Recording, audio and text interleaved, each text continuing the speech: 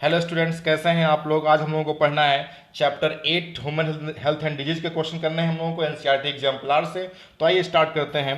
First question है, the term health is defined in many ways, the most accurate definition of health would be. तो पूछी गई है कि हेल्थ की सबसे एक्यूरेट डेफिनेशन क्या है। तो हेल्थ बॉडी की वह अवस्था है, वह स्टेट है जिसमें जो है फिजिकली, मेंटली और सोशली वेलबींग हो एक पर्सन फिजिकली फिट हो, मेंटली फिट हो और सामाजिक तौर से भी अच्छा हो, उसको बोलते हैं वो हेल्दी है। और यही हेल्थ की डेफिनेशन है। नेक्स्ट क्वेश्चन करते हैं, the organism which cause disease in plant and animals are called. ऐसे जीव जो बीमारी करते हैं प्लांट और एनिमल में, उनको क्या बोलते हैं। तो जो बीमारी करने वाले एजेंट होते हैं उनके लिए टर्म इस्तेमाल किया गया है पैथोजन। पैथोजन का मतलब होता है रोगजनक या रोग कारक। अब ये जो है रोग कारक कुछ कोई भी हो सकता है, बैक्टीरिया हो सकता है, वायरस हो सकता है, कोई इंसेक्ट हो सकता है, कोई वर्म हो सकता है। तो चूंकि सारे इंसेक्ट और वर्म जो है बीमारी नहीं करते, तो इसलिए यहाँ पे जो है जो बीमारी करते हैं उनको बोल देते हैं हम लोग पैथोजन है। बात करें बैक्टर्स की, तो बैक्टर जो है ये क्या होते हैं, कैरियर होते हैं। ये डिजीज काजिंग एजेंट को कैरी करते हैं। एग्जाम्पल के लिए हम बात करें तो फीमेल एनाफ्लिज जो है कैरी करती है एक प्रोटोजोआ प्लाज्मोडियम को, और प्लाज्मोडियम जो है बीमारी करता है मलेरिया। तो बैक्टर का मतलब होता है कैरियर। तो आंसर जाएगा इसका फर्स्ट। तीसरा question, the clinical test that is used for diagnosis of typhoid. Typhoid के डायग्नोसिस के लिए, टाइफाइड को पहचानने के लिए कौन सा टेस्ट किया जाता है, कौन सा चिकित्सीय टेस्ट किया जाता है। तो उसका टेस्ट किया जाता है विडॉल टेस्ट। अब बाकी ऑप्शन देख लेते हैं। एलाइसा जो है ये इससे डायग्नोसिस किया जाता है एचआईवी को। एचआईवी यानी कि एड्स को पहचाना जाता है एलाइसा से, एड्स को। ईएसआर का मतलब होता है इराथ्रोसाइट सेडिमेंटेशन रेट। इसका मतलब होता है इराथ्रोसाइट सेडिमेंटेशन रेट। इराथ्रोसाइट का मतलब होता है आरबीसी। आरबीसी जो है कितनी रेट से सेटल हो रही हैं एक टेस्ट ट्यूब के अंदर, इसको बोलते हैं हम लोग ईएसआर है ये। तो आरबीसी मतलब इराथ्रोसाइट। अगला है सी है पीसीआर। पीसीआर का मतलब होता है पॉलीमरेज चेन रिएक्शन। इसमें किसी जीन की मल्टीपल कॉपी बनाई जाती हैं। आंसर इसका विडाल टेस्ट है, बताया आपको हमने। Question number 4, disease are broadly grouped into infectious and non infectious disease. In the list given below identify the infectious disease. तो डिजीज को जो है ब्रॉडली जो है ग्रुप्स में बांटा गया है। एक ग्रुप है इन्फेक्शियस डिजीज। इन्फेक्शियस का मतलब होता है संक्रामक, यानी कि वो बीमारी जो पर्सन टू पर्सन फैलती है। जैसे एग्जांपल के लिए अभी चल रहा है कोरोना, तो कोरोना एक इन्फेक्शियस डिजीज है। और दूसरी डिजीज जो फैलती नहीं है पर्सन टू पर्सन, उसको बोलते हैं नॉन इन्फेक्शियस डिजीज। और एग्जाम्पल के लिए कैंसर। तो कैंसर और एलर्जी एक पर्सन के अंदर लोकलाइज्ड रहती हैं, फैलती नहीं है। और यहाँ क्या पूछा गया है, इन्फेक्शियस डिजीज मतलब संक्रामक बीमारी जो फैलती हो। तो फैलती कौन सी है, इन्फ्लुएंजा। इन्फ्लुएंजा एक वायरस से होने वाली बीमारी है, ये डिजीज फैलती है। ऐसे स्मॉल पॉक्स, ये भी जो है वायरस से होता है, ये भी डिजीज फैलती है। तो इसका आंसर जाएगा दूसरा और चौथा, यानी कि आंसर जाएगा इसका डी। क्वेश्चन नंबर है 5, the sporozoite that cause infection when a female anopheles mosquito bite a person are formed in. तो बताया गया है कि जब जो है एक स्पोरोजोइट जो कि इन्फेक्शन करता है, जब एक फीमेल एनाफ्लिज मॉस्किटो किसी पर्सन को काटती है, तो ये स्पोरोजोइट जो है कहाँ बने हैं, कहाँ बनते हैं ये। तो स्पोरोजोइट का फॉर्मेशन होता है मॉस्किटो के गट में, यानी कि उसके इंटेस्टाइन में, जब वहाँ पे फर्टिलाइजेशन होता है तब। तो आंसर इसका जाएगा गट ऑफ मॉस्किटो। थोड़ा इसके बारे में और जान जाइए। एक स्पोरोजाइट स्टेज, जब कोई फीमेल एनाफ्लिज मॉस्किटो हमको काटती है, किसी इंसान को काटती है, तो वो जो है वो हमारे बॉडी में स्पोरोजोइट स्टेज को डाल देती है। ये स्पोरोजोइट स्टेज जो है ब्लड के रास्ते से पहुंचता है लिवर सेल में। यहाँ पे लिवर सेल में यहाँ पे एसेक्सुअल रिप्रोडक्शन होता है, वहाँ से पहुँचता है फिर ये आरबीसी में, वहाँ पे भी एसेक्सुअल रिप्रोडक्शन होता है। आरबीसी में एसेक्सुअल रिप्रोडक्शन होने के बाद जो है यहाँ पे सेक्सुअल स्टेज बनती हैं।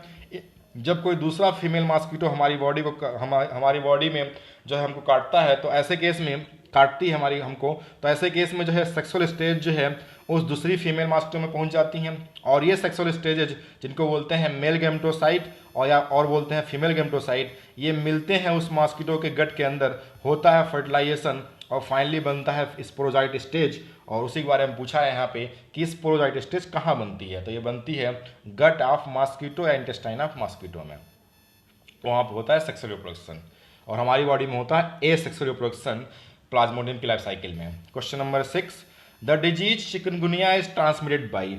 डिजीज चिकनगुनिया और इसके अलावा जो है डेंगू, डेंगू और चिकनगुनिया ये दो बीमारियां ऐसी हैं जिनको जो है ट्रांसमिट करती है फीमेल एडीज मॉस्किटो। तो एडीज मॉस्किटो दे रखा है यहाँ पे, बी ऑप्शन जाएगा। फीमेल एनाफ्लिज जो है काज करती है क्या, मलेरिया काज करती है ये। नेक्स्ट क्वेश्चन, कॉकरोच बहुत सारे बैक्टीरियल डिजीज को काज कर सकती है, हाउस फ्लाई बहुत सारे बैक्टीरियल डिजीज को या प्रोटोजोन डिजीज को काज कर सकती है। Question number 7, many disease can be diagnosed by observing the symptoms in the patient, which group of symptoms are indicative of pneumonia. Pneumonia यानी कि जो है फेफड़ों की बीमारी, तो न्यूमोनिया जो फेफड़ों की बीमारी है तो क्या होगा ऐसे केस में। तो पहले 4 ऑप्शन देखते हैं। पहला ऑप्शन है difficulty in respiration, difficulty in respiration. दूसरा ऑप्शन है difficulty in respiration, fever, chill, cough, headache. तो जब भी निमोनिया होता है किसी को, कोरोना वायरस के केस में अल्टीमेटली जो है निमोनिया हो जाता है, तो डिफिकल्टी होती है सांस लेने में, बुखार आता है, ठंड लगती है, कफ जमा होता है, हेडेक होता है। तो ये जो है निमोनिया के लक्षण होते हैं। तो आंसर इसका है पहला, बी ऑप्शन में कॉन्स्टिपेशन यानी कब्ज, और एब्डोमिनल पेन, क्रैम्प, पेट में मोड़ उठना, ब्लड क्लॉट्स, ये जो है डाइजेस्टिव सिस्टम की प्रॉब्लम्स हैं, तो ये तो आंसर जाएगा नहीं। और सी ऑप्शन है नेजल कंजेशन यानी कि नाक जाम होना, डिस्चार्ज रिलीज होना, खांसी वगैरह, कफ वगैरह जमा होना, कब्ज, हेडेक वगैरह।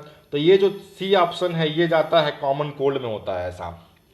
अगर हाई फीवर है, वीकनेस है, स्टमक पेन है, भूख नहीं लगती है, कॉन्स्टिपेशन है, तो ये डाइजेस्टिव सिस्टम की बीमारी है। तो आंसर जाएगा पहला।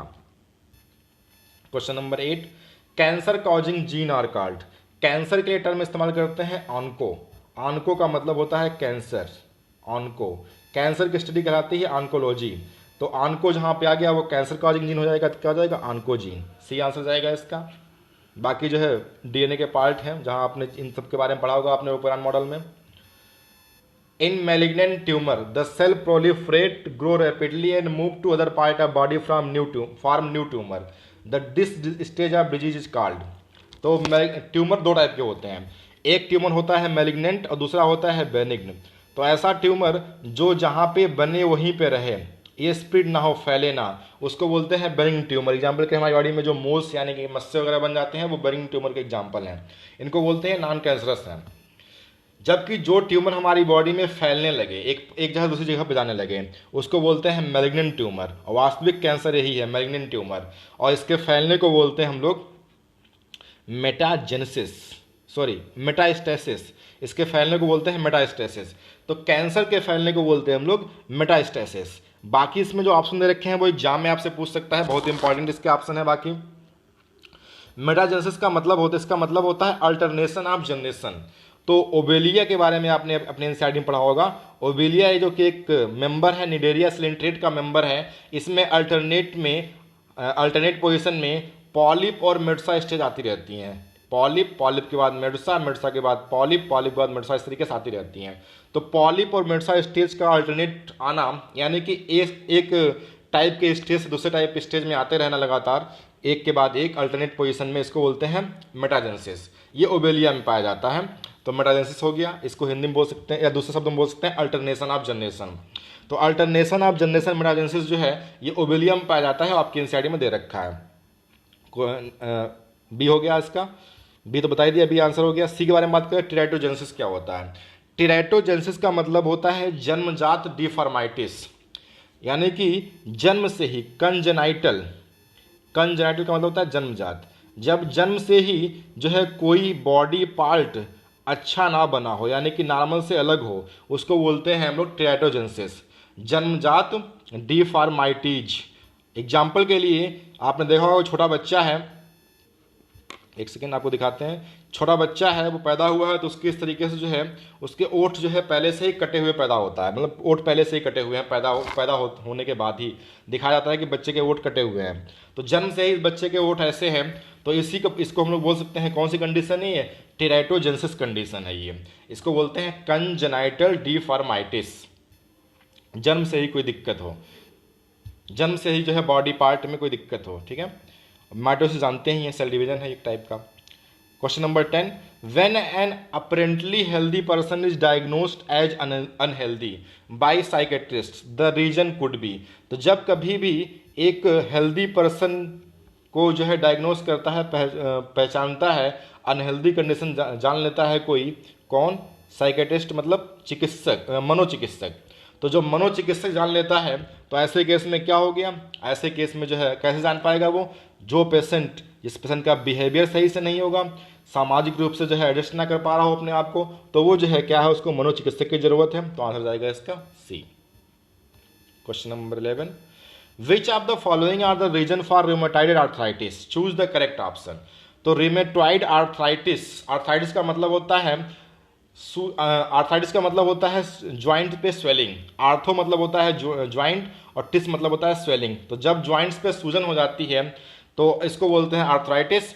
और यहाँ पर रूमेटॉइड आर्थराइटिस का मतलब होता है एक ऐसी आर्थराइटिस जिसमें हमारी बॉडी की जो रक्षा कोशिकाएं, हमारी बॉडी का जो इम्यून सिस्टम है, हमारी बॉडी की सेल्स को पहचान नहीं पा रहा है, और ऐसे केस में जो है हमारी बॉडी में स्वेलिंग पैदा हो जा रही है, तो इसको बोलते हैं हम लोग रूमेटॉइड आर्थराइटिस। तो ये कैसे, तो अब देखते हैं इसमें आंसर कौन कौन सा जा सकता है इसका। पहला ऑप्शन है the ability to differentiate pathogen और foreign molecule from self cell increase. तो क्या हो रहा है यहाँ पे, जो एबिलिटी है, यहाँ पे लिखा हुआ है कि जो एबिलिटी है डिफ्रेंशिएट करने की पैथोजन को या फॉरेन मॉलिक्यूल को हमारी खुद की सेल से, वो बढ़ जाती है। दूसरा ऑप्शन पढ़ते हैं, body attack self cell, body जो है खुद की सेल पे अटैक करती है। तो ऑप्शन सही है, बॉडी खुद की सेल पे क्या करती है, अटैक करती है। तो बॉडी जो है खुद की सेल पे यहाँ पे क्या कर रही है, अटैक कर रही है। तो बी ऑप्शन सही हो गया, बी ऑप्शन तो सही है। आगे बात करते हैं, more antibodies are produce in the body, तो बहुत अधिक एंटीबॉडी नहीं बनती हैं। तीसरा ऑप्शन गलत है। The ability to differentiate pathogen और foreign molecule from self cell is lost. तो होता क्या है कि हमारी बॉडी खुद की जो सेल हैं, इम्यून सिस्टम की जो इम्यून सिस्टम के जो पार्ट है, वो हमारी बॉडी की खुद की सेल्स को और बाहर से जो आने वाले पैथोजन हैं उनके बीच में डिफ्रेंशिएट नहीं कर पाता। उसकी योग्यता जो है ये जो है ख़त्म हो जाती है, लॉस्ट हो जाती है, तब जो है हमें हो जाती है रूमेटॉइड आर्थराइटिस। इसको बोलते हैं ऑटो इम्यून डिजीज। तो आंसर जाएगा इसका दूसरा और चौथा, यानी कि बी ऑप्शन। क्वेश्चन नंबर है 12, The AIDS is caused by HIV. Among the following, which one is not a mode of transmission of HIV? तो HIV जो है ट्रांसमिशन दूषित ब्लड से हो सकता है, इन्फेक्टेड नीडल से हो सकता है, सेक्सुअल कॉन्टैक्ट इन्फेक्टेड पर्सन के साथ हो सकता है, लेकिन ये नहीं हो सकता किसी से हाथ मिलाने से। किसी एड्स HIV पेशेंट से हाथ मिलाने से जो है एड्स नहीं फैलता। तो आंसर जाएगा इसका C. Question number 13, smack is a drug obtained from the. तो स्मैक जो है latex of papaver somniferum plant से बनाते हैं।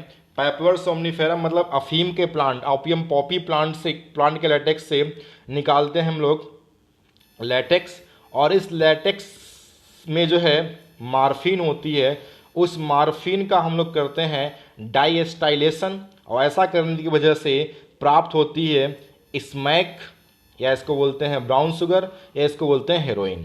तो ये प्राप्त होती है। तो आंसर जाएगा इसका ए। कैनाबिस सटाइवा, इससे जो है इनको बोलते हैं कैनाबिनाइड्स, ये जो भांग के प्लांट को बोलते हैं, और इनसे प्राप्त होती है चरस, हशीश, गांजा, मारिजुआना। धतूरा से जो है, धतूरा के सीड से, इसके लीफ वगैरह से मेडिसिन बनाई जाती हैं। इराथ्रोजाइलम के लीफ वगैरह से जो है यहाँ पे कोकीन बनाई जाती है। तो आंसर हो गया इसका कौन सा, ए वाला। Question number 14, the substance produce by a cell in viral infection that can protect other cell from further infection is. Substance जो प्रोड्यूस किया जाता है किसी सेल्स के द्वारा जो वायरस से इन्फेक्टेड है और प्रोटेक्ट करती है आसपास की सेल को, तो क्या बोलते हैं उसको। कहने का मतलब ये है कि यहाँ बहुत सारी सेल्स हैं, ये बहुत सारी सेल्स हैं, इनमें से एक सेल ये इन्फेक्टेड है वायरस से, तो ये केमिकल सिक्रीट करती है। ये जो केमिकल से सिक्रीट होते हैं ये आसपास की सेल को बचाने में हेल्प करते हैं, ताकि जो है आसपास की सेल जो है वायरस के इन्फेक्शन से बची रहें। तो ये जो सिक्रीशन हो रहा है इस वायरस इन्फेक्टेड सेल से, तो वो क्या है, तो उसको बोलते हैं हम लोग, वो इंटरफेरॉन है, जो एक टाइप की प्रोटीन होती है। बाकी बारे में बात कर लें तो colostrum, first initial days of mother milk को बोलते हैं कोलेस्ट्रम, इसमें एंटीबॉडी IgA पाई जाती है। अगला है हिस्टामिन। तो हिस्टामिन जो है ये हिस्टामिन एक वैसोडाइलेटर है, और ब्लड वेसल को जो है ये क्या करता है कि जो है डायरेक्ट कर देता है। और सेरोटोनिन जो है ये वैसो कॉन्स्ट्रिक्टर भी है और वैसो डायरेक्टर है, लेकिन मोस्टली ये वैसो कॉन्स्ट्रिक्टर है। वैसो कॉन्स्ट्रिक्टर मतलब ब्लड वेसल्स को क्या कर देता है, ये नैरो कर देता है। और ये क्या है, एक न्यूरोट्रांसमीटर भी है सेरोटोनिन। तो आंसर ऊपर वाले का गया है interferon. Transplantation of tissue organ to save certain patient often fail due to rejection of such tissue organ by the patient. Which type of immune response is responsible for such rejection?